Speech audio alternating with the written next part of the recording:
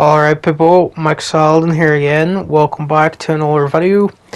This is just a little look back at my journey to get the Dark Souls 3 Platinum in 2022.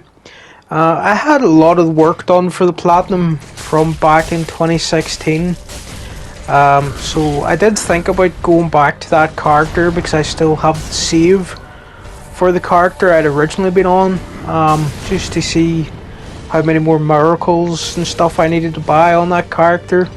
They were a level 200 character as well, so they were going to be really overpowered. So it was appealing to just go in and clear up the last few trophies that way. However, when I loaded up the save, I realised I had no clue where the character actually was, what part of the story I was at, what level of New Game Plus I was on. So I started a new character, just decided it would be better to go through the game fresh on a new character and pick up the last miracles and rings and stuff I needed on this new character, so that I wasn't completely lost and had no idea what part of the game I was at. So these were just some funny moments that happened where people I was fighting fell off cliffs or down elevator shafts and stuff like that. There's Sigurd or Siegfried. I keep forgetting. Sigurd's in Dark Souls 1 and this is Siegfried in Dark Souls 3, I think. This is one of my favourite moments of the game, just where he jumps in to help you fight the demon. And you get a few gestures when he does that. So the demon's kind of just stuck against the wall there. So I let Siegfried do whatever he was doing. Accidentally hit him with a fireball. Thankfully he didn't take offense to that. Fireballs and pyromancy not really going to be that great against a demon, but I thought I'll just chip away some damage, distract it a little, while Siegfried, he just wheels on him. I keep calling him Siegfried, but is he actually called... Maybe his name's something else. I'm really bad at remembering the Onion Knight's names. But he was doing a pretty decent job there, but I decided to run in at the last moment. Try to steal the kill. Take some of the glory, even though Onion Bro had been doing most of the work there. So we got a little fire gem for that, and yeah, when you talk to him, you got your gestures. Another quest line I never really interacted with before was Cirrus of Darkmoon. I don't know why, she's a really popular character when I was looking up online, but I never really followed her quest line all that much. So this was the first time I got summoned to help her on this bridge fight against, I think this is one of Rosaria's fingers. So that was a pretty cool little moment. I got pretty bonded to Cirrus after doing this, and then I really enjoyed following her quest line. She was pretty vital to have around when fighting some of the bosses on New Game Plus. Just as a little distraction for them, some of those later bosses, so that I could get in some long range fireballs and stuff. So yeah, I was glad that I got Cirrus. Again, one of the things I needed to do to get the Platinum, I had to do all the Covenant items. Get the spells, the rings, and all that stuff from certain Covenants. But to do that, playing offline, it was really grindy. It was probably the least fun part of getting this Platinum. So this is just some footage from when I was farming these Silver Knights for the Proof of Concord kept. You needed 30 of those. I must have fought them for, I don't know, 10 hours over a couple of days just to get all those Proof of Concord kept. Just it was a really ridiculously low drop rate, and I didn't really have the best discovery level either. Item discovery of 121, that was pretty bad, but I managed to do it. So this is when I unlocked the Master of Pyromancy's trophy.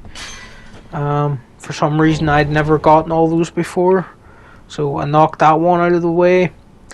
Got the Master of Sorceries trophy. Finally bought all those. Again, the reason these weren't done back in 2016 is because back then I really didn't experiment with other builds. I was always just a melee guy who went in with like the best straight sword or great sword that I could find and really ignored everything else. That was the Master of Infusion trophy. And then the Master of Miracles one. This was really tricky. You had to jump through quite a lot of hoops to get all the miracles. But again, it was fun to get like the Sunlight Great Spear once I'd given all those Sunlight medals to the Covenant. Let's see, this was a fight against the Nameless King on New Game Plus 3. Because there's a ring behind his boss arena, the covetous golden serpent ring plus 2. I was really nervous about having to fight him on New Game Plus 3. He's really probably the hardest boss in the game, aside from DLC bosses. And I've always been kind of afraid of the Nameless King, not gonna lie. I just find something really intimidating about him. And when I first got to him in 2016, he was absolutely like wiping the floor with me for days. I was just really so bad at these games back then. I'm still pretty terrible, as you can probably see from all the footage. Even when I got really overpowered, I still find him to be a bit of a challenge. I'm really bad at all the timing for dodge rolls and stuff. And mainly I just rely on being so overpowered most of the time in these games that I can just sort of tank a lot of damage and just get my hits in when I can. I got pretty good at fighting the Drake, the first sort of, this Storm Drake I think it's called. He's not that bad this first stage, you just have to keep hitting the head. Sort of stay close to the head, and when he goes to do his fire breathing, you just get in so much damage then. Wasn't really going to bother using Pyromancy on the Storm Drake, and because I really needed to save all the FP for the second stage of the fight against the Nameless King. Because I did fight Pyromancy, was useful against him. I'm really bad at getting out of the way of the fire blasts there. It's probably a good way to know when it's coming, but yeah, I never really got it down. So that was the Storm Drake. And then I think I just barely beat the Nameless King on this run. I definitely run out of Estus and all the healing items, I'm pretty sure. That was a lucky fireball. I actually managed to hit him when he was in the air. Normally the fireballs, when he goes into the air, they just go completely past him. Again, I was really bad at timing and like figuring out when I'm supposed to throw the fireball. It would probably have been better to just straight up start hitting him with the sword, go for a straight up duel, but I was really trying to be a pyromancer during these playthroughs, because back in the day I just completely ignored pyromancy for whatever reason. I guess I just didn't like the idea of putting ability point or experience points or whatever into intelligence or faith or whatever that scales pyromancy, or anything that wasn't strength back in the day and vigor. When I was first playing these games, I sort of just ignored leveling it up, which in hindsight was a mistake, because I've really enjoyed playing with pyromancy. Like the Great Chaos Fireball is probably one of my favourite things in the entire franchise now. I just love having it. It really wrecks most bosses, but even it is good against the Nameless King still, but if you're not skilled and know when to time your fireball throws, it's not going to help all that much. Again, I keep getting hit by stuff I should be dodging pretty easily here. But again, the nameless King, he makes me nervous, and I end up getting hit by so many things that I should be dodging by now. So yeah, I was getting really low on Estus at this point. I'd refilled for the FP charge. I only brought one FP recharge compared to 14 health heals. But to be honest, that's pretty much all you need, really. 2 FP bars. If you're going over that, really you must be missing with most of your pyromancies. Again, it was worth bringing out the pyromancy because it's what saved me there, and the Great Chaos Fireball managed to just do enough damage to take out the Nameless King. So that was him down.